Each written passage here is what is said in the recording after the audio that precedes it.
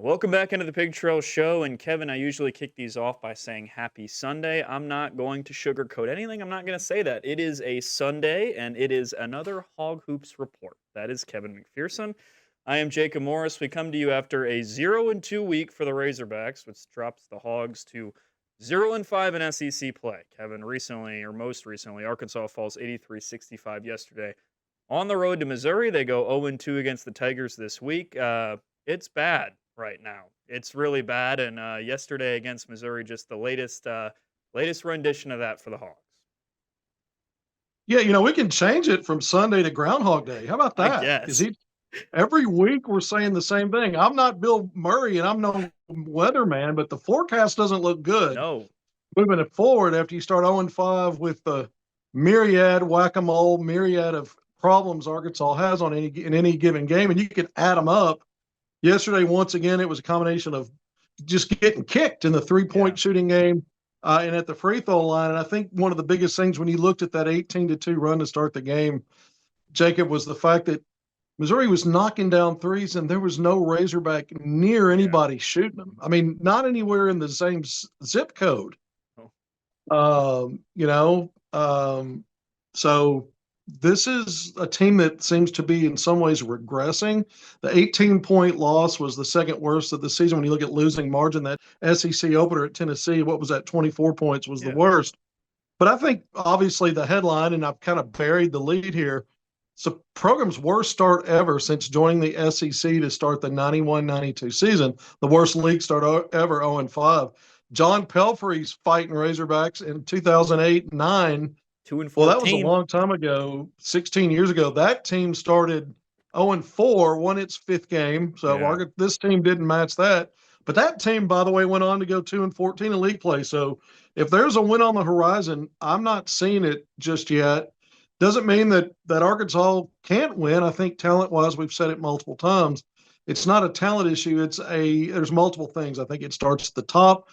I think the team lacks poise, chemistry, and know-how. I mean, just not understanding how to defend three-point shooters yesterday took a big step back in terms of that. There were times in this season where they looked like they were getting better dealing with perimeter defense, and yesterday was an example of taking a step back. So what else do you want to talk about, Jacob? It's Groundhog Day. We can say it all again. Yeah, we'll just keep going down the list. I think you make a great point about the three-point shooting. Sometimes you can just say, man, a team came out and they shot the lights out and there's nothing you can do about it. But, when Caleb Grill, he shoots 48% from three. I mean, that's not a guy you let stand wide open and step into shots. Like it was tough all around defensively. And it also it reminded me of Illinois in a lot of ways, where it's just, if you spot a team a 16-point lead, it doesn't really matter if you play them evenly from that point on because they're up by 16. So when you dig yourself a hole like that, there's not a lot to go off of. And the issue too is it could be getting worse now. After the game, Coach Calipari talking about, hey, Boogie Fland's been dealing with a hand injury. He might need to miss some time. And, he didn't look like himself yesterday. He's struggled throughout SEC play. Apparently that hand injury occurring in the Florida game.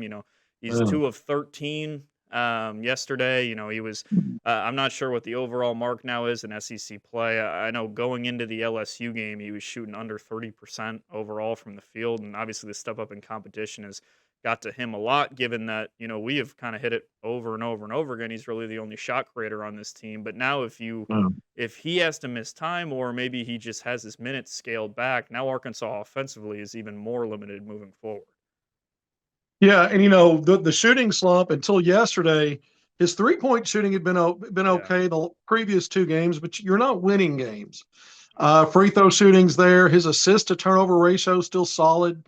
But the shot, when you can't make shots and you're the best shot creator on the team, that means you might be in trouble if you're Arkansas Razorbacks. And, we'll see if what happens there. Moving forward, we always said this 9 deep was not deep enough and attrition would be a problem. It was certainly raised a lot of question marks in non-conference. Then you got into league play and just about everybody's been available.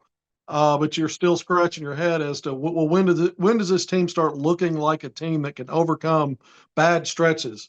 or cut down on how long the bad stretches are. And we're getting our answer game in and game out. They can't. Yeah. So Boogie Fland, I think it's Arkansas's best player. We can debate whether it's him or Duthero.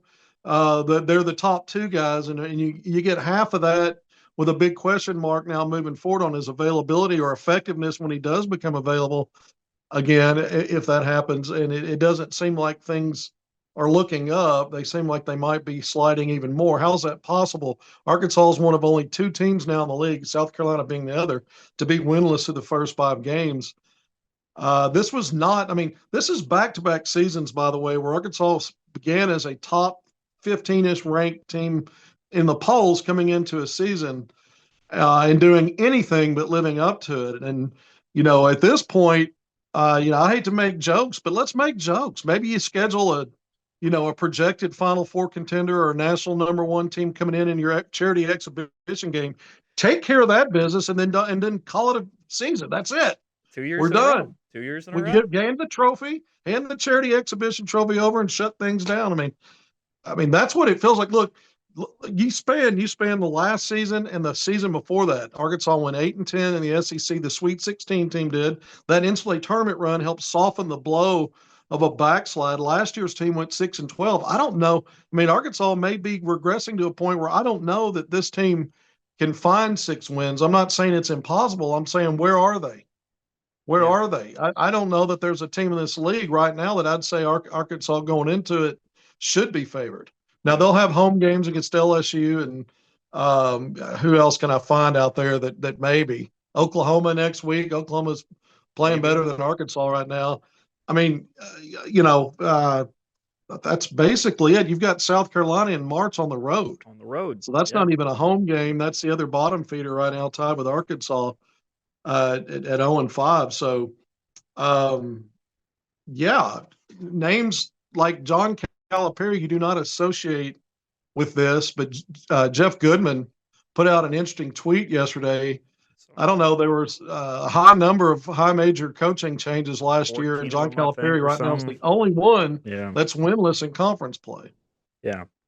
Yeah, and I hear there's a lot of talk, right, about just how tough the SEC is and all of that, and obviously that's true. I think about before SEC play began, we were trying to pick out stretches, right, where you potentially could string some wins together. And I remember one of the ones that I said, speaking of that South Carolina game, was I said, hey man, the last 3 games before the SEC tournament, at South Carolina, at Vandy, Mississippi State, that's probably a stretch that you could put together a couple wins. And instead, at Vandy, that's a team that just beat Tennessee yesterday, and Mississippi State's obviously playing as well as they have lately.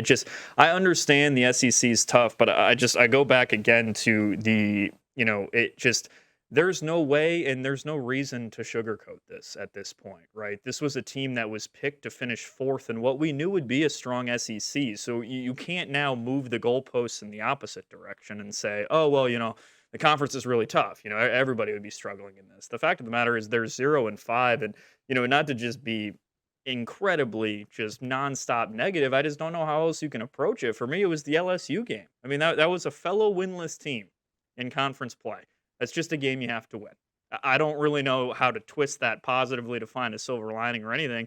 That's just a game you have to win. And right now it's just all going wrong. And, I said I haven't had a chance to, add up the SEC statistics. Lucky for me, lucky for you, or maybe unlucky for me, unlucky for you. I forgot that Arkansas does that for you, right? So they have the SEC statistics. Just if you go to their website and you pull them up, and I was like, man, yesterday they struggled again shooting from 3. I wonder how bad it is overall, right? You ready for this, Kevin? It's bad. They're Yeah, shooting low 20s, 25, yep, 22%. What is it? 25% overall from 3, which, if you then take the next step, and that's a 5-game sample size, and you head to the 3-point shooting of the entire country, right? That would place them tied for 362nd out of 364 teams nationally, with a Mississippi Valley State and the Delta Devils also shooting 25% from 3. It has gone all wrong, and there's not a way to sugarcoat this. This team has the talent. This team should be performing better. Not saying this team should be number 1, but they shouldn't be 0-5 in SEC play. They just shouldn't be. Well, I guess what the old saying is, you are what your record says you are. Yeah, the SEC, we know it would be tough. It's even tougher than we thought as it started playing out in the non-conference. But that's not an excuse for a team No. picked as high as Arkansas was, based on the pieces. I mean, it's not like, sometimes fan bases get all caught up and the players they got and they kind of inflate that. But I'm from a national perspective. Guys like Nelly Davis and Jonas Adu were considered top 10, if not the Yep. top portal guys out there. You had a couple of McDonald's All Americans that Calipari brought with him, and another 5-star in Billy Richmond. The guys he brought with him from Kentucky, another McDonald's All American, top 10 rated 5-star 2 years ago, and DJ Wagner. Adu Thero, who was on mock drafts, first round mock drafts before the season ever started, and has been a decent player, been a good player. Yeah. I mean, if Arkansas wasn't so bad, he's performing at an all league level. I think the same about Boogie Fland. The pieces, it's not the individual pieces, it's what's not come together. And these other teams, I'd say that there's not a team that Arkansas has played so far that has better talent, but man, they sure play better together, and look like they're a part of something that they believe in. And this team seems lost to me. We talked about 3-point shooting and free throws yesterday. How about the turnover game and the Yeah. fast break game? Arkansas was -10 in transition scoring. Well, that was the strength of all the problems that played out non-conference. The strength was creating live ball turnovers and getting out in transition and averaging 17 points per game. They're nowhere near that. And yesterday they got clobbered in transition 16-6. I mean, we can move around the board. Yeah. And there's something to complain about when you look at this team statistically. The eye test tells you there are games in this conference where Arkansas's defense has been solid at times, but because they're not good in tough situations, they'll have breakdowns where the margins are too difficult to have too many of those add up when you can't create positive margins for yourself anywhere. It's just not enough that's there. When Arkansas shoots a high percentage from the free throw line, they don't get enough attempts. When they get more attempts than the other team, which is very rare, we saw that against Florida plus 15, they missed 11. I mean, Hmm. they move around the board with some off night in an area where they needed to be strong. And so good teams find ways to overcome their problems. This is not a good team, hence 0-5. Yeah, not a good team at all. And I think you make a good point where, I mean, obviously, to the point where I'm pulling up the SEC statistics, right? You can Mhm. move down the line and every single stat profile is bad, but sometimes you might watch a team and you say, man, this team doesn't shoot well, but they play well together, right? Or they're cohesive as a unit defensively, or whatever it might be, right? But I think you made the key point really right off the bat when it's this team's regressing. They look worse than they did earlier this year, right? And it's not just statistically, which yeah, they're shooting incredibly poorly.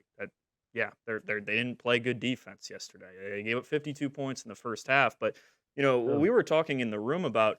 I mean, they just had a couple plays where I mean, you're talking. It looked like high school basketball stuff. There was one where Billy Richmond makes an unbelievable play, drives down the lane and dunks, and then a couple possessions later he lollipops a pass over to the corner, kind of cuts lackadaisically, doesn't even turn and look back to the corner, and the ball hits his back and goes out of bounds. Or the fast break where it's a 2-on-1 and you have a guy just toss the ball up in the air and it goes out of bounds, right? So stuff like that where it's not even, oh man, this team's getting good shots, they're just not coming down. It just all around looks bad right now. And I think also what I think again, I just keep going back to it over and over again. I don't think you can move the goalpost back and just say, well, it's year one, this for this Right. staff, the SEC is really difficult. I don't think you get to do that because when you went into this season, we were told that this team had the talent. And it wasn't an overinflating thing, like you said. You kind of caught my ear when you said that, where sometimes people have a tendency to overinflate talent. No, I just went and pulled up 24/7's transfer portal rankings, and they had 5 of the top 50 guys out of the portal. Think Yeah. about that. That's Yeah. 10% of the top 50 guys that entered the portal came to Arkansas along with the McDonald's All Americans as well. So you have to tell it how it is. This just isn't a good basketball team right now, and the responsibility on that falls at the top, and it goes all the way down. And it doesn't mean that everything's doom and gloom and the John Calipari era is over. That's not at all what it means. But it also doesn't mean that this result in this season is okay in any capacity. Yeah, I mean, this is just, I mean, this is not what anyone envisioned. I mean, the No. Kentucky fans were trolling. I guess they'd seen enough over 15 years to feel like they could see a slide in the last 5 years. So I'm not going to completely discount it. And we really haven't talked about the overarching themes of the hire and where Cal is in his career. We've just focused on what we're seeing at hand game to Yeah. game, right? We haven't spent any time on, whoa, let's take a look at it globally. Was this a mistake? I'm not ready to go there yet. No, me But at neither. the same time, you're right. That doesn't mean you give a pass in Yeah. year one just because it's year one or some of the things you mentioned. I mean, I look at the way this team plays, and it's like the game plan going into it was a few simple words. Hey, that guy Kevin McPherson, let's reenact what he does on the Nerf hoop in his house playing against his kids. That's Yeah. what I'm seeing. Not that they're actually doing that, and my kids are grown now, but I remember the Nerf hoop stuff. Yeah. It was lower level stuff. You said high school. I was like, has it been that good sometimes? I mean, that may seem Jeez. overly critical. Look, let's be careful here. Well, there's still season to go, but it does not look like um it doesn't look like there's things that they're starting to build on and you go, okay, it's a matter of Yeah. time. I mean, it's regressing. We already said that. So it's kind of like, well, what is going on here? Can it get worse? Yeah. I mean, losing becomes habitual. And so it could get worse. Arkansas was in some of these games with chances and couldn't figure it out. Yesterday was not an example. Tennessee was not an example. The three other games, Arkansas was right there. But at some point, you start to wonder: could there be an avalanche to the point where what we saw yesterday is more in that's going to happen more and more now, where this team, you use the old phrase "let go of the road," but a big part of that is how available is Boogie Fland. Yeah. What's his availability like moving forward? I think there's implosion. There's other words we could use. I mean, I see more potential for something like that right now than I do a team that can right the ship and figure out a way to put itself back on the bubble come SEC tournament time. Let me phrase it that way. Yeah. Let's throw the alternative in there as a possibility, but the other thing looks like it might be more probable. If you had to pick which one of these you think, if you had to choose between these two, I would pick implosion right now. Yeah, yeah, no, no, I agree with you, and I think that Cal talked about it as well, where he said, this league can demoralize you, right? And I think that's kind of what you're talking about, where you lose five straight, and I think the dangerous thing about that as well is, it not to be overly dramatic or hyperbolic or whatever, but that extends to the entire program and the entire fan base. Like you can't tell me it unless I'm almost positive. Let me check it. Yeah, like Wednesday, the Georgia game's at 8 p.m. How many fans do you think are going to show up for that? Right? And it's like, can you blame fans at this point? Right? And that's what I kind of mean by it extends to the whole program, right? Because you know, the team's demoralized. You have a danger of letting go of the rope or whatever, avalanche cliche you want to pick as well. But, that extends to the staff and it extends to the fans as well because what reason do they have to be excited to come out at 8 p.m. for a late tip against Georgia on a Wednesday night, right? And all of a sudden you find the entire program and everything that brings with it. That stuff can avalanche really quickly as well. It's not to say that there isn't, the other possibility like you said. It's just if you're playing the odds, right, and placing a percentage on either, we haven't really seen much to think that this team's going to turn it all around come SEC tournament time. The flip side looks like it's a little bit more likely, especially if Boogie Fland misses time. Yeah, and I mean, the next Arkansas win raises the possibility of getting things turned around. But this league is so good, and you've still got half your game. You play half your games on the road. That even if you do start to improve, you're in such a hole now. A 6-12. If you went 6-12, that means you went 6-7 in these remaining games. Yeah, yeah, and that's what I was That's gonna. basically one win, one loss, one win, one. There's no evidence to show Arkansas is even up for that challenge. Yeah, And that's not going to get you into the NCAA tournament anyway. So we can get to past the thing now of focusing on what is it going to take to make the dance. And now it's more about how do you get to a point where you're not one of the worst teams in college basketball. Miami is one of the programs, by the way, that are still winless in conference. And we know they were on that big losing streak in non-conference, and Arkansas edged out that team, had to come from behind, trailed most of that game. But Arkansas is in the running with about a handful of teams for the worst team on the high major ranks. Nobody thought that John Calipari coming to town would translate to that. Not even the brass Kentucky fans who are reveling in this right now probably saw that. Fun. Now we're not there yet, but we stay away from hyperbole. How much of this is hyperbole? Yeah.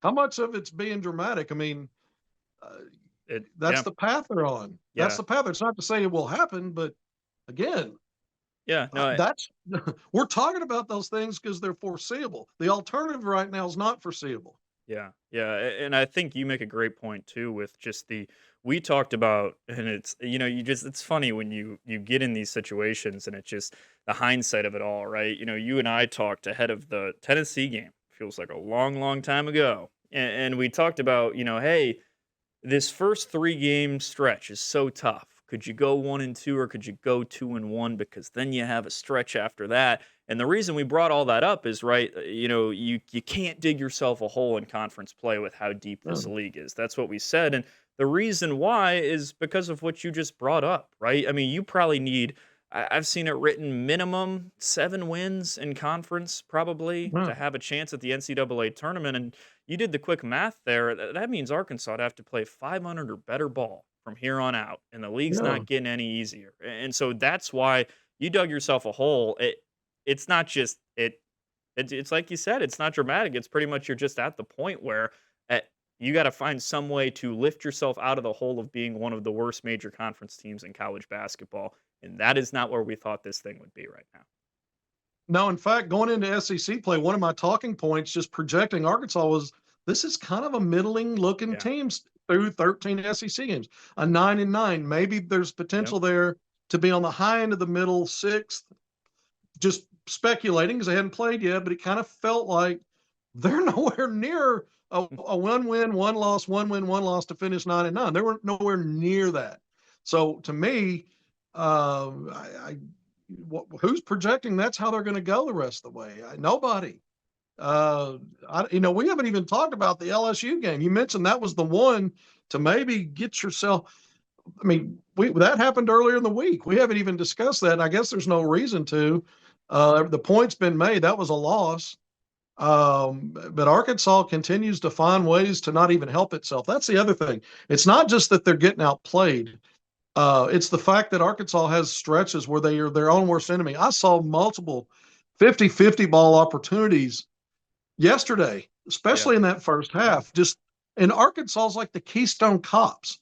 They're bumping into each other. They turn the wrong direction, or they did something good to create a loose ball, but then they vacate and they can't it's kind of like taking the next step. Okay, you did that part. Now you got to go get the damn thing. It's out there. You created that. Go get it. And it's just like I can't articulate enough how inept talent be damned. I mean, separate that. This is not a good team. It's not a cohesive group.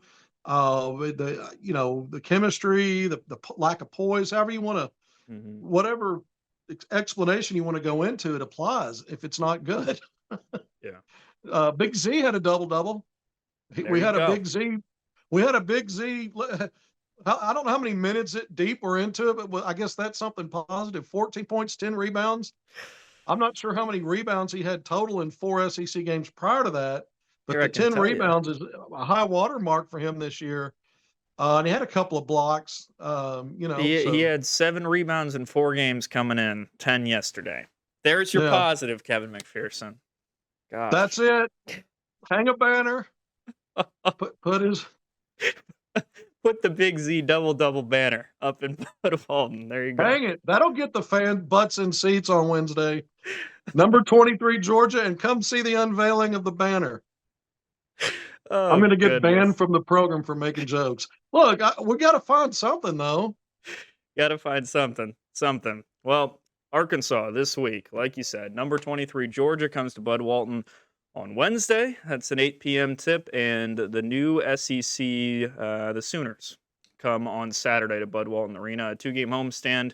at least for the Razorbacks, before, a little bit of a respite, a bye week before a big one, and maybe for all the wrong reasons. Lexington. John Calipari returns to Kentucky on February 1st. That should be an adventure, to put it lightly, regardless. The Razorbacks first have to deal with the Bulldogs on Wednesday. We will be back next Sunday to break it all down, hopefully with a little bit more positivity. But that's going to do it for this week's Hog Hoops Report. That's Kevin McPherson. I'm Jacob Morris. More Picture Show coming up after the break.